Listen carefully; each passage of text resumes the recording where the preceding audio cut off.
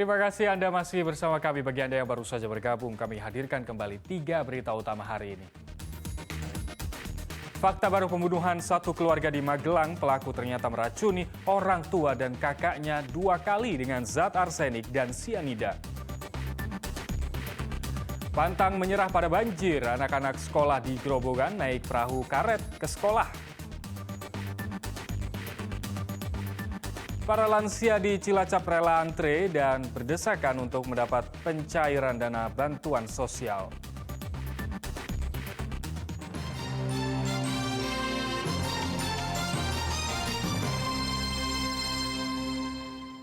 Jelang perayaan Natal dan Tahun Baru, harga kebutuhan pokok di sejumlah pasar tradisional di Jawa Tengah merangkak naik, seperti harga telur yang kini tembus hingga Rp31.000 per kilogram. Sejumlah harga kebutuhan pokok kian melambung menjelang perayaan Nataru, seperti di pasar tradisional Bandarjo, Kecamatan Unggaran, Kabupaten Semarang. Harga telur ayam ras menginjak Rp30.000 per kilogramnya. Padahal sebelumnya harga telur ayam hanya berkisar Rp26.000 per kilogram. Naiknya permintaan masyarakat akan telur serta terbatasnya pasokan telur dari produsen menjadi pemicu kenaikan harga telur. Selain itu, naiknya harga telur juga diiringi dengan naiknya harga kebutuhan pokok lainnya, seperti beras, gula pasir, dan minyak goreng. Yang menurut saya juga naik lagi malah. Penyebabnya apa sih, Bu? Banyak yang bikin roti makanya naik banyak, katanya gitu. Hal serupa juga terjadi di Pasar Pagi Kota Tegal. Harga sejumlah kebutuhan pokok juga terus mengalami kenaikan. Dalam beberapa hari terakhir saja harga telur ayam sudah naik 2 kali. Kini harga telur naik dari semula Rp27,5 menjadi Rp31.000 per kilogramnya. Tak hanya telur, kenaikan signifikan juga terjadi pada komoditas tomat. Bahkan kenaikan lebih dari 100%. Saat ini harga tomat mencapai Rp20.000 per kilogram, padahal beberapa hari sebelumnya hanya di kisaran Rp7 hingga Rp8.000 per kilogram. Kenaikan ini dipicu oleh gagalnya panen petani akibat cuaca ekstrim. Sebelumnya berapa?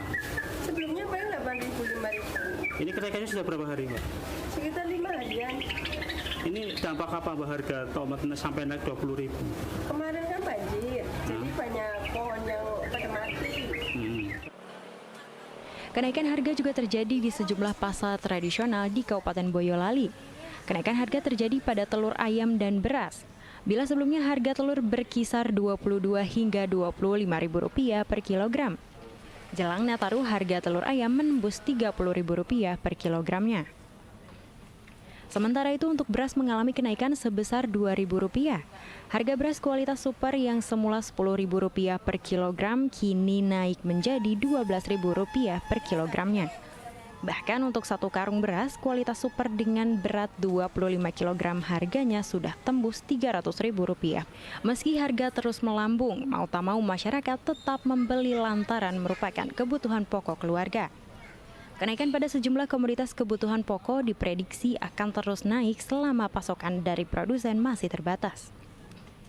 Para pedagang dan pembeli berharap pemerintah bisa mengadakan operasi pasar agar harga kebutuhan pokok bisa turun, apalagi menjelang perayaan Natal dan Tahun Baru. Yulianto dan Sugihartono melaporkan dari Kabupaten Semarang, Tegal, dan Boyolali. Antrean bantuan sosial tak terelakkan di Kabupaten Cilacap. Penerima bantuan yang mayoritas lansia terpaksa berdesak-desakan karena ruangan pencairan BLT yang sempit. Antrian bantuan dana sosial tak terhindarkan.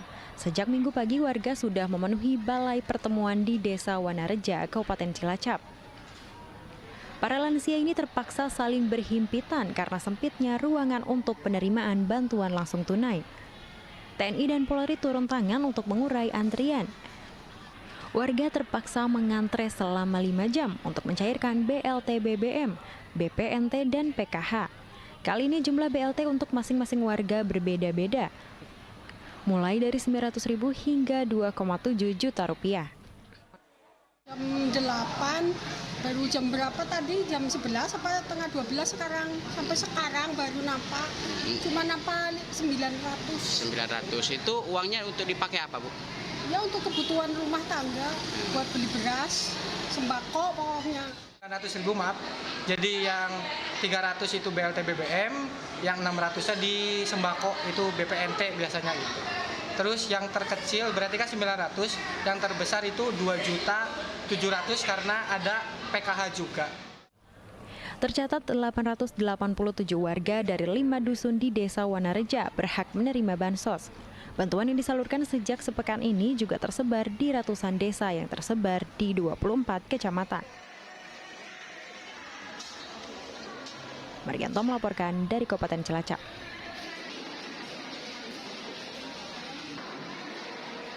Tingginya angka kebutaan akibat katarak mendorong Forum Kerukunan Umat Beragama menggelar pengobatan mata gratis di Kota Salatiga. Bakti sosial yang digelar selama 4 hari ini diikuti nyaris 2.500 orang. Inilah mobil operasi katarak keliling yang membantu pengobatan mata secara gratis di Kota Salatiga. Ada 25 tenaga kesehatan dan dokter yang terlibat dalam bakti sosial ini. Pengobatan gratis yang digelar sejak 2 hingga 5 Desember bertempat di salah satu hotel di Kota Salatiga. Warga yang datang bisa mendapatkan pelayanan pemeriksaan mata, operasi katarak, bantuan kacamata plus dan minus, penggantian kornea mata, dan pemberian obat tetes mata. Bansos yang diikuti nyaris 2.500 orang ini bertujuan untuk memberi kesehatan mata bagi warga yang kurang mampu. Memberikan pelayanan kesehatan mata, khususnya katarak, kemudian pergantian kornea mata, kemudian kacamata plus dan minus, gratis untuk masyarakat, khususnya di Salatiga dan sekitarnya. Lebih banyak yang akan kita ingin lakukan untuk dibantu, baik yang diberikan kacamata, ya. Plan kami itu kan pemeriksaan mata secara umum, pemberian kacamata, pemberian obat, penggantian bola mata palsu, dan operasi katarak secara gratis. Diketahui Jawa Tengah menempati posisi kedua di tanah air dengan kasus katarak yang berujung pada kebutaan. Kegiatan ini pun mendapat apresiasi baik dari pemerintah hingga warga yang mendapatkan bantuan. Memberikan apresiasi yang setinggi-tingginya terhadap pelaksanaan kegiatan ini yang dilaksanakan atas kerjasama JFF dan FKUB Kota Salatiga. Ini adalah wujud implementasi dari moderasi beragama secara nyata. Sangat positif ya, sangat membantu lah, terutama untuk yang udah nggak punya mata pencarian gitu. Dan gimana ya, dengan kesehatan mata yang kembali pulih kan kita nggak terbatas aktivitasnya. Terima kasih atas bantuannya untuk kami semua. Kalau yang minus di bawah 8 masih dapat kacamata, tapi kalau yang atas dapat ini. Ya. Kedepannya kegiatan bakti sosial kesehatan mata bisa menyasar warga lebih luas lagi, hingga bisa menekan angka gangguan kesehatan mata di Jawa Tengah. Yulianto melaporkan dari Kota Salatiga. Pelaksana tugas Wali Kota Semarang mengusulkan upah minimum Kota Semarang tahun 2023 sebesar Rp3.060.000. Usulan UMK itu telah dikirim ke Gubernur Jawa Tengah untuk ditetapkan. Usulan UMK yang disetujui para pekerja dan pengusaha ini telah dikirim sebelum batas akhir penetapan UMK tahun 2023 pada 7 Desember mendatang. UMK Kota Semarang sebesar Rp3.060.000 ini naik sekitar 7,9% dari UMK tahun 2022. PLT Kota Semarang berharap usulan ini bisa disetujui dan ditetapkan. Ia pun berharap kenaikan Rp225.000 ini tidak memberatkan pengusaha dan bisa membantu para pekerja. UMK 2023 akan ditetapkan pada Januari mendatang.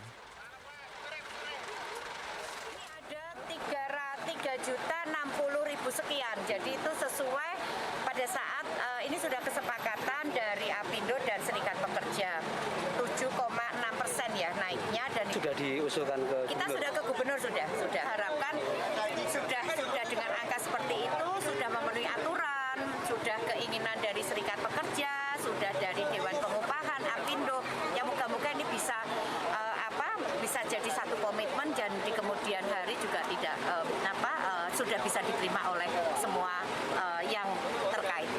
Bupati Brebes Iza Priyanti menggelar prosesi boyongan di pendopo rumah dinas Bupati. Berakhirnya masa bakti selama 10 tahun terakhir, Iza berharap penggantinya bisa menyelesaikan masalah kemiskinan ekstrim di Kabupaten Brebes. Iza Priyanti bersama suami dan anaknya keluar dari pendopo rumah dinas Bupati. Tikar dan bantal yang mereka bawa sebagai simbol prosesi boyongan atau meninggalkan pendopo karena masa tugas Iza sebagai Bupati Brebes telah selesai. Dari pendopo, Iza dan keluarga langsung menuju rumah pribadi dengan berjalan kaki. Iza menyampaikan permohonan maaf ke warga jika selama 10 tahun menjabat sebagai Bupati ada kesalahan yang dilakukannya. Ia pun berharap pejabat sementara bisa melanjutkan program yang sudah berjalan, termasuk untuk mendorong pengentasan kemiskinan ekstrim. Selain itu juga meningkatkan indeks pembangunan manusia atau IPM yang masih terendah di Jawa Tengah.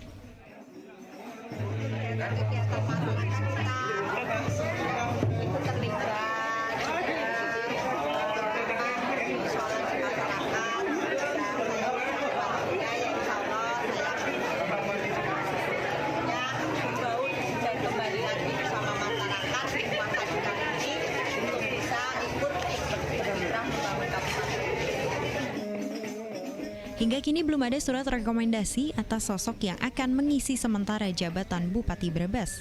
Meski begitu, Sekda Brebes memastikan birokrasi di Pemkab tetap berjalan. Pelayanan jalan terus, nggak ada masalah. Ya, artinya kebetulan kami yang dituakan selaku birokrasi di sini, ya kita akan melaksanakan pelayanan secara maksimal. Dari itu kita pelayanan semuanya berjalan semua, nggak ada masalah. Diketahui masa jabatan Bupati dan Wakil Bupati Iza Priyanti dan Narjo akan selesai pada 4 Desember lusa. Pemimpin daerah ini telah menjabat selama 2 periode. Periode pertama pada 2012 hingga 2017 dan periode kedua pada 2017 hingga 2022.